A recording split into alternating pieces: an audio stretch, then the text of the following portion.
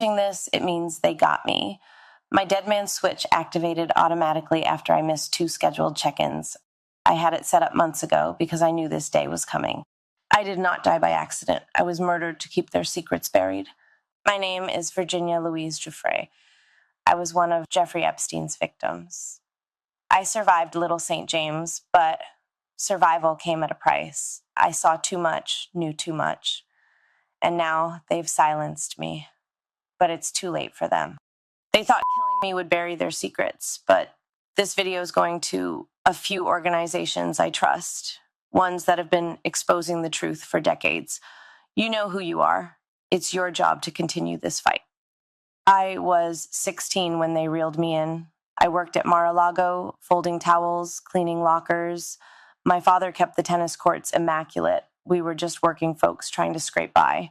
Trump, he was around, but he was never the threat. The real predator was Ghislaine Maxwell, prim and proper, smiling, promising to teach me massage therapy at the Pink Mansion in Palm Beach. I had no idea I was being fed into a nightmare machine. Epstein's Island was hell disguised as paradise.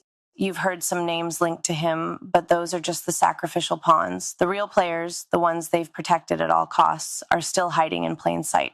I'll name 2 now. The first, a former U.S. president, Barack Obama. Publicly, he's revered. Privately, he was one of the worst. He wasn't there for the girls. He was there for the island boys. Young boys, trafficked and groomed. I saw him more times than I can count, always without his Secret Service detail, sometimes with his Hollywood friends, George Clooney and Tom Hanks. I still have nightmares about them, arrogant and drunk on power, slinking into the cabanas with kids barely out of childhood. The second, Bill Gates, the billionaire philanthropist, loved by the media, hailed as a savior. We called him the benefactor, and we used to dread seeing him naked. But he didn't come to party. He came to experiment. Genetic experiments, human experiments. I saw him inject a young girl with something they said was a genetic enhancement. She was younger than me, strapped to a table, terrified, treated like a lab rat while they muttered about seeding the future of the species. These men think they are gods, playing with life like it was theirs to own. I'm telling you now, Epstein isn't dead. They staged his death because he was too valuable. He held blackmail on some of the most powerful people on earth. Files, videos, confessions. They couldn't risk him talking, but they also couldn't risk him gone, so they hid him. Stashed him under the protection of the same elite who once paid him to supply them with flesh. And they thought killing me would stop this from coming out. They were wrong, and there is so much more to come. Hidden servers, encrypted drives, witness testimonies. It's all going to hit the light. This video is just the first detonation. The data drops are timed and automatic. They are going to people who can make a difference, and nobody can stop it now. Not even the law enforcement agencies in the US and UK, the same ones that buried the evidence I handed them, can stop this truth from getting out. If you're watching this, you are the resistance. Don't let my death be just another headline. Burn their lies to the ground. Make the world see the monsters behind the masks. And to any survivors out there, don't give up. We're in this together. They can't kill us all. Make them pay. Welcome back, Sleepyheads, and thanks for tuning in to another episode of Sleepy Aliens Perspective. I'm your host, H. Lee, and we need to talk about Virginia Giuffre. Now, there are some updates, and I basically put together a timeline of some of the events leading up to her passing.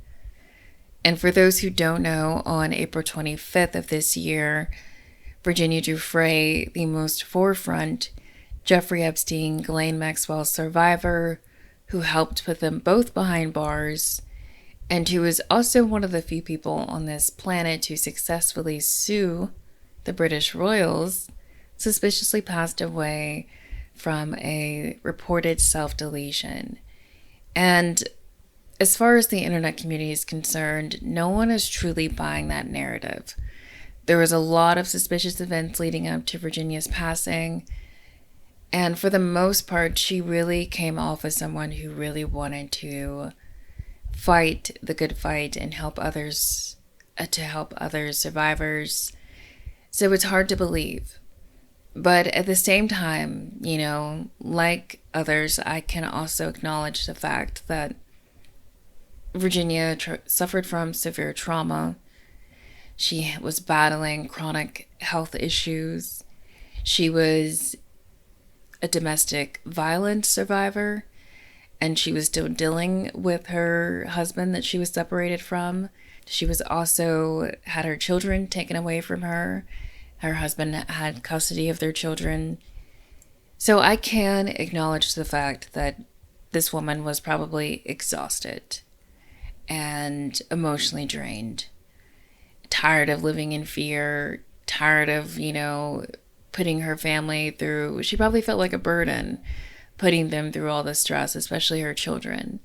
So I could see, from one side of the spectrum how things could have played out that way. And maybe she did take her own life. But I also think there's a lot of other things we have to consider, and that's the fact that elite people who are a part of the occult, they have a lot of means and methods to quiet somebody, whether that is through blackmail, forced self-deletion, hypnosis, drugged self-deletion, using scopolamine to force a person, I don't know, even witchcraft. I'm not even going to put that past anybody. And like I said in my previous episodes, people don't realize that the most powerful people in this world, a lot of them engage in witchcraft. That is how they retain their wealth, their power. That is how they get information and connections as well. So here is an overview of some of the events that were leading up to Virginia's passing.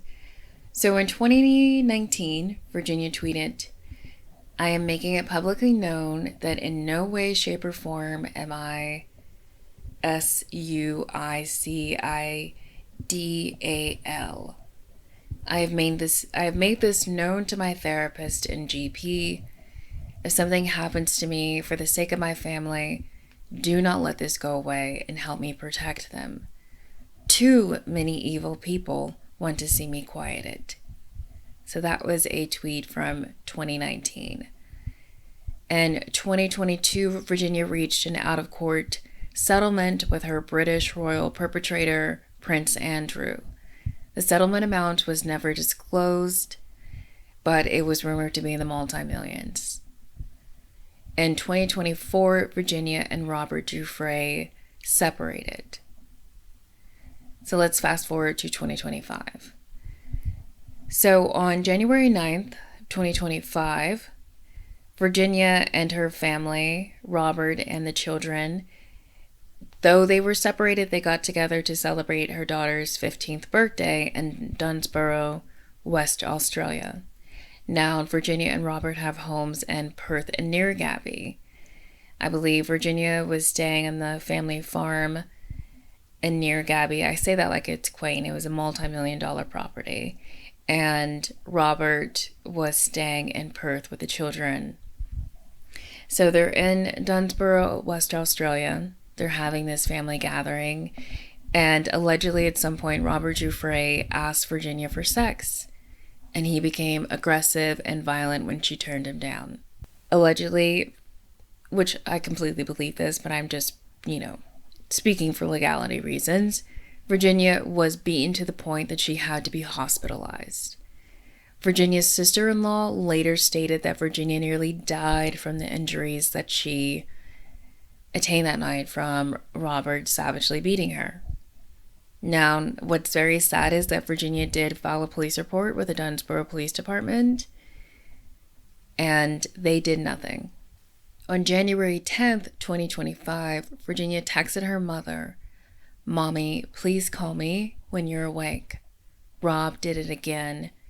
I'm in the hospital and I need to hear your voice to calm me down."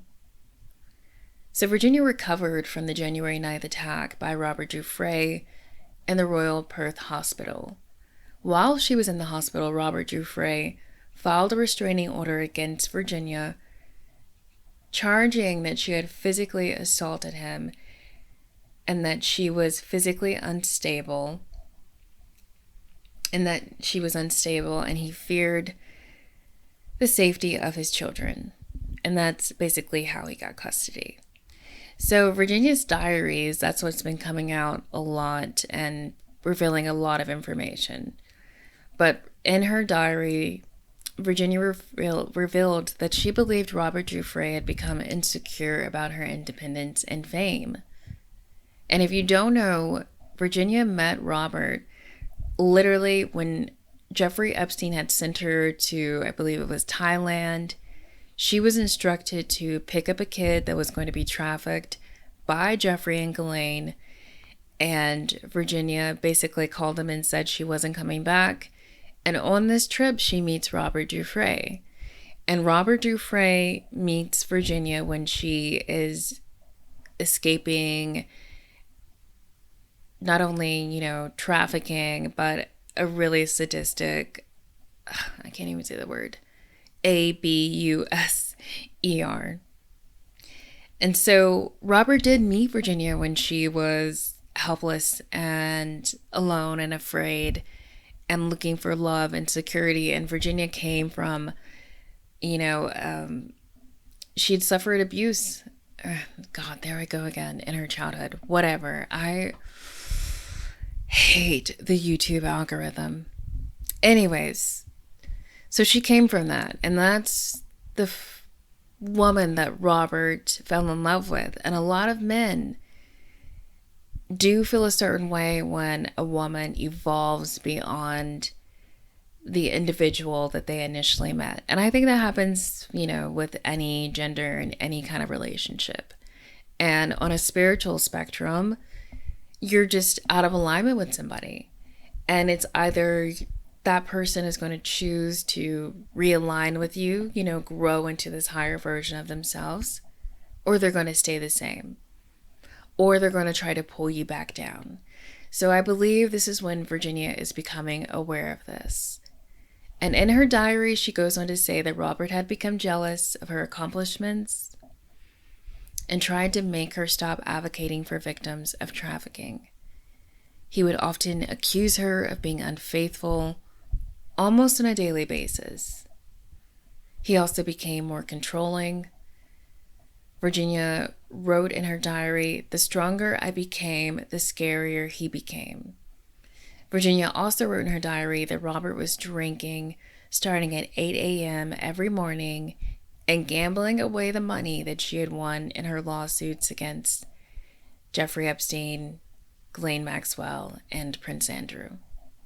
So somehow, in this twisted world that we live in, despite the fact that Virginia filed a police report after Robert had savagely beaten her, Robert Giuffre was granted his restraining order, and he was also granted custody over his and Virginia's 3 children. So not only did the Dunsboro police not help Virginia, but neither did the courts. So in my previous episode about Virginia, I mentioned how men who've been accused of domestic violence will often use children as leverage and a method of emotional abuse. So if anyone knows about domestic violence cases in Australia and how that typically goes for victims, please comment below. Because, I have to face the fact that, it was legal in America to beat your wife up until I think like the early 90s. I have to double check on that. So I wonder how it is in Australia, just out of curiosity. So back on this timeline. On February 4th, 2025, Robert Giuffre reported Virginia to the authorities for violating her restraining order.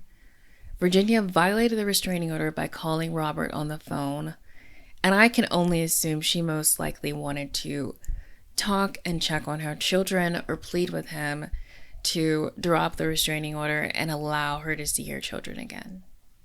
That is the most natural thing I can only assume, right? So going ahead to March 14th of 2025, Virginia reports to the Joondalup, I may be saying that wrong, Magistrates Court for violating the restraining order. Virginia did not enter a plea, and the next court day was scheduled for April 9th of 2025. Now let's go to March 22nd of 2025. Virginia posted the following statement on her Instagram. And this statement comes 2 days before a very major incident. So in this Instagram post, Virginia posted a picture of 2 of her children on the beach. And she says, "My beautiful babies have no clue how much I love them, and they're being poisoned with lies. I miss them so very much. I have been through hell and back in my 41 years, but this is incredibly hurting me worse than anything else. Hurt me, ABUSE me, but don't take my babies. My heart is shattered, and every day that passes, my sadness deepens. My sadness only deepens." So, again, the ABUSER will use the children as leverage, and clearly that leverage was working. And I'll state more about this in a little bit later, but I don't want to get too sidetracked. But that is just a perfect example of how she was emotionally spiraling, and she's already going through chronic health issues. She's already been living in fear for multiple years of her life because of being this public figure who has stood up against some of the most powerful people on this planet. So on March 24th, 2025, Virginia gets into a car accident with a school bus. Now, this is a very suspicious incident. And I previously had mentioned this in my last video about Virginia, but I found one article that said there were children on the bus, and I found another one that said there weren't any children. Now, due to Virginia's chronic health issues concerning her kidney and her liver, Virginia did have a caretaker at that time, and the caretaker was allegedly driving. The collision was reported by police to be a minor collision. But this is what Virginia's face looked like. And after the collision, apparently one of the articles that I had found said the bus driver, he had to leave. So he drove to wherever he had to go make the stop at, and then he filed a report with the police. And I think apparently the police later assessed, the area, the incident, and then that's when they said it was minor. That's what one article said. But for Virginia to look that way and for the police to say it was minor is just very suspicious. And it's another one of those things where there are so many famous public figures, celebrities who have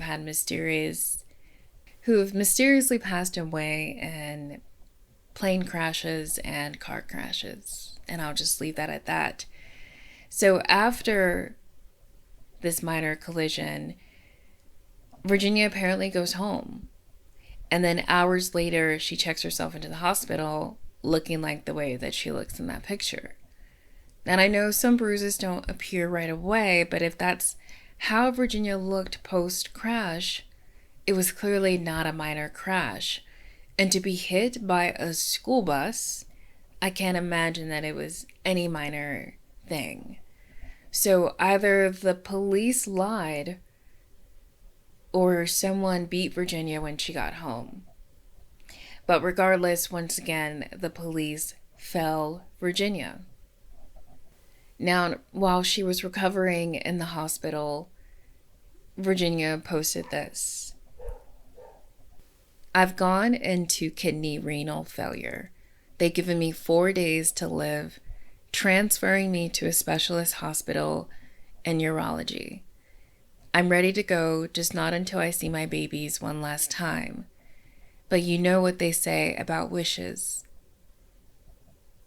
SHIT in one hand and wish in the other. And I guarantee it's still going to be SHIT at the end of the day. Thank you all for being the wonderful people of the world and for being a great part of my life. God bless you all. XX Virginia." Now, something interesting about that car crash was that Virginia's youngest brother, Sky, later claimed that there was no way that that collision could have been minor because he apparently works as an insurance adjuster, and he went to go check out Virginia's car after the accident, and he basically said there was no way it could have been minor. And maybe we'll get a picture of that, what her car looked like post that incident. But yeah, so once again, the Dunsboro police failed Virginia. The courts failed her when they took away her kids and just took her husband's word, despite there not being a long history of her husband filing reports against her for being violent or dangerous towards their children. So it would seem, as you know, I suspect that the powers that be were able to manipulate the system to the point where the system wasn't working against Virginia. And I believe when you experience that, these elite people, these occult people, they don't want to get their hands dirty, but they will allow you to basically self-destruct.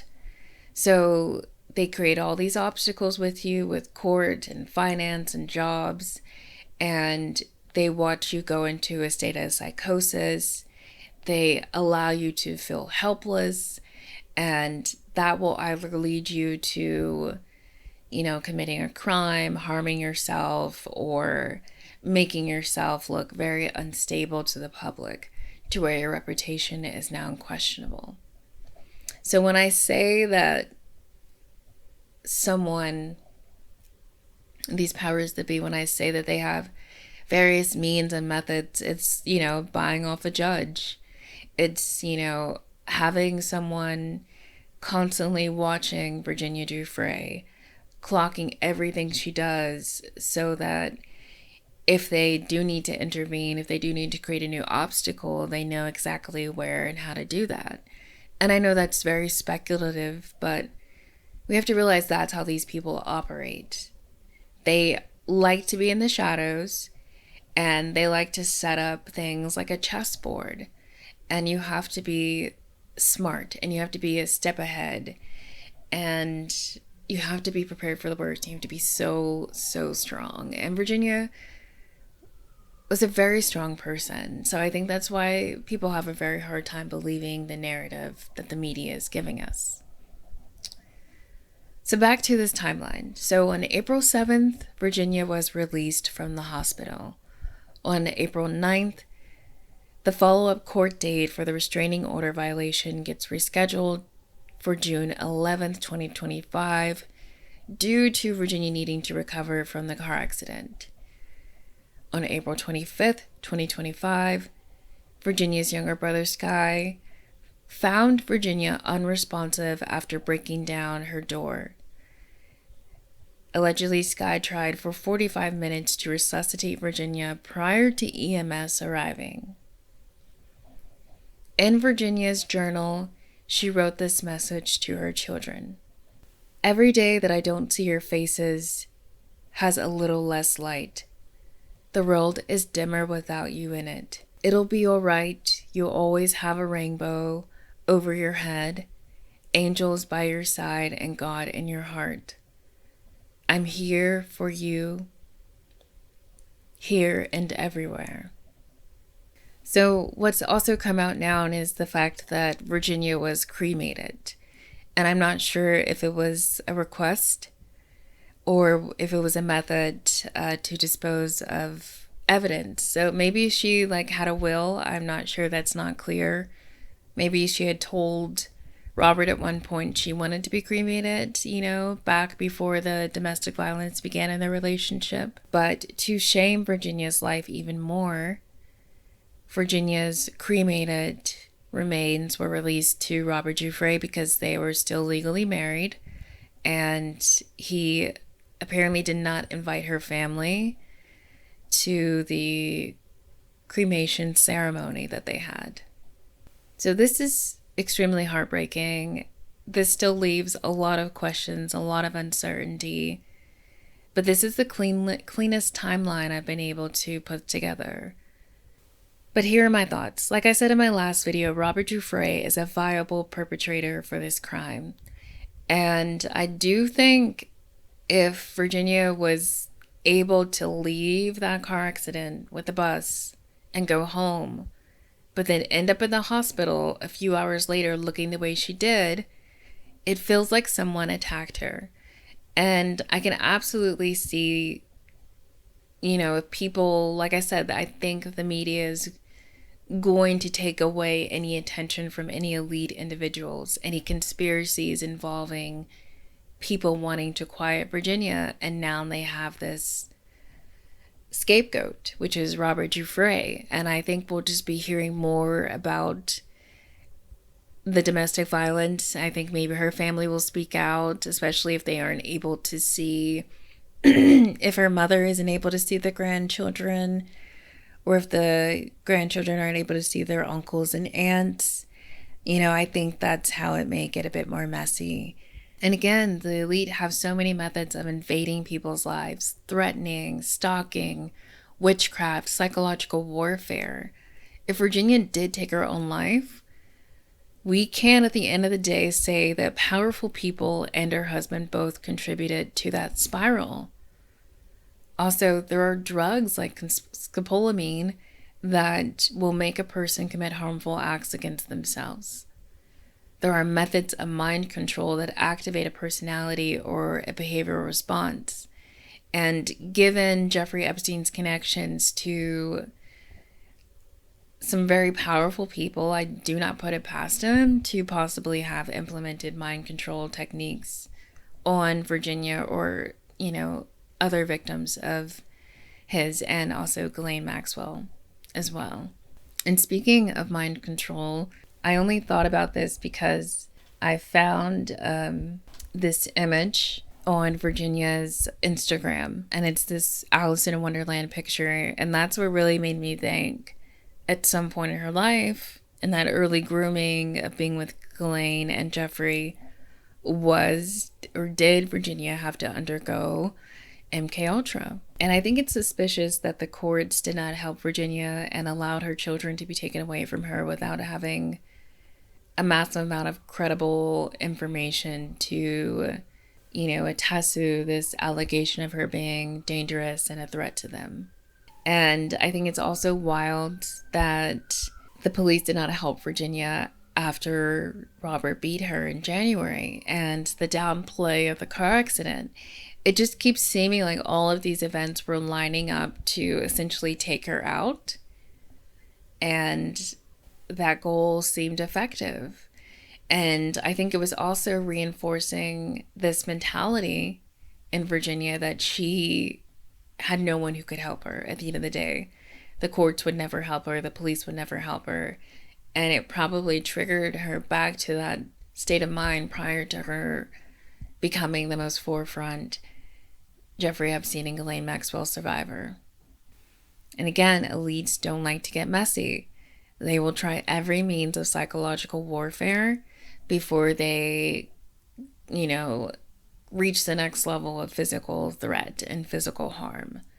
And, I've been reading a lot about the Tavistock Institute and post-World War II, and how basically governments all over the world were essentially trying to figure out how can we control people.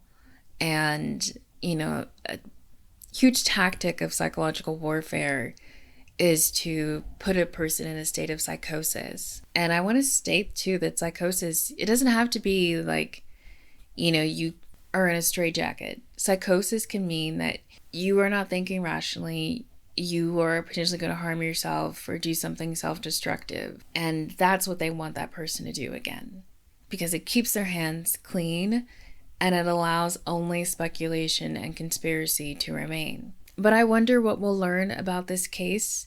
I'm wondering if Robert Giuffre is man enough to speak out.